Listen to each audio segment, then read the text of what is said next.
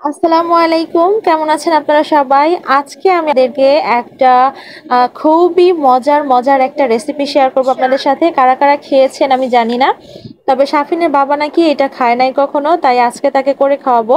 আমি খেয়েছিলাম সেই ছোটবেলায়। মানে এটা করতে হয় গরুর গোস্ত দিয়ে, আমি আজকে মুরগির গোস্ত দিয়ে করতেছি। আর গরুর গোস্ত দিয়ে আগে হচ্ছে যখন গ্রামে তো 20-30 বছর আগে সবার ঘরে অ্যাভেলেবেল ফ্রিজ ছিল না, তখন মানুষ কোরবানির সময় যে গোস্তগুলা হইতো সেগুলাকে হচ্ছে শুটকি করে রাখতো, রেখে দিত, জমিয়ে রাখতো সারা বছর খাওয়ার জন্য। আমাদের বাসায় যেটা করতো যে ধান সেদ্ধ করার যে বড় পাতিল আছে না, ওই পাতিলে করে হচ্ছে কোরবানির গোস্ত রান্না করা হতো, তারপরেও গোস্ত বেঁচে যেত। তো ওই গোস্তগুলাকে হচ্ছে হলুদ দিয়ে সেদ্ধ করে তারপরে গুনার মধ্যে ভরে ভরে মালা বানিয়ে রোদে শুকাতো। শুকিয়ে তারপরে কড়কড়া করে বক্সে করে রেখে দিত, তারপর সেটাকে সারা বছর খেত। তো ওই গোস্তটাকে তারপর রান্নার সময় কি করতো, গরম পানি দিয়ে আবার মানে গরম পানি দিয়ে ভালো করে ধুয়ে তারপর হচ্ছে সিদ্ধ করে পাটা পোতা দিয়ে ছেঁচে ঝুরা ঝুরা করে তারপরে ওইটাকে যতগুলা গোস্ত তার অর্ধেকটা পরিমাণের পেঁয়াজ দিয়ে ওই গোস্তটাকে একদম ভুনা করতো, মানে ঝুরা ভুনা হইতো।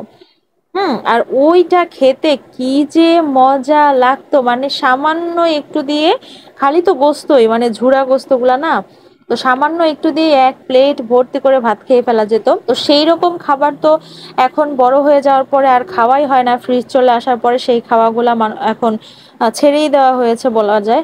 তো অনেক বছর পরে এখন এসে আমি চিন্তা করলাম যে মুরগির বুকের গোস্ত রাখা ছিল ফ্রিজে, এটা দিয়ে আজকে একটু করি। তো আমি আবার একটু আলু দিয়ে ভাজি করব আর কি, এটাকে সেম সেম বাট ডিফারেন্ট ওইরকম টাইপের হবে এটা আর কি। তো গরুর গোস্তের জায়গায় মুরগির গোস্ত আর পেঁয়াজের জায়গায় আলু দিব। তো একটু অন্যরকম, এটা একটু ভুনা ভুনা টাইপের হবে, একটু ঝোল ঝোল, মানে ভুনা ঝোল না, একটু মাখা মাখা টাইপের করবো আর কি। তা আপনাদের কার কার এলাকায় এই শুটকি গোস্তটা খাওয়া হতো? এটা কিন্তু ভাববেন যে মাছের শুটকি যেমন করা হয় ওইরকম কিন্তু না। শুটকি করা হয়, মানে যেহেতু শুকানো হয় সেহেতু শুটকি বলতেছি আর কি, সেজন্য।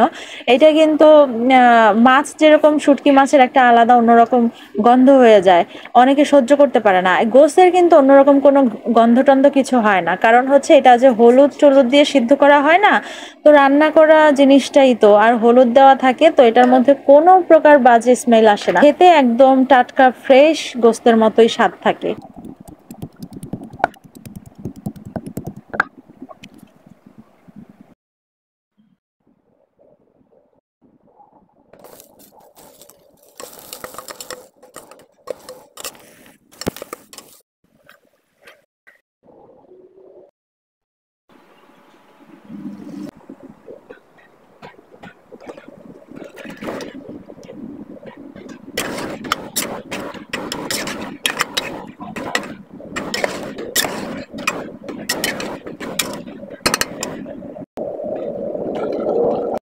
তো অরিজিনাল রেসিপিটা তো আর আজকে করা হয় নাই, আজকে ডুপ্লিকেটটাই ট্রাই করলাম, অরিজিনালটা একদিন করে খাওয়াবো শাফিনের বাবাকে।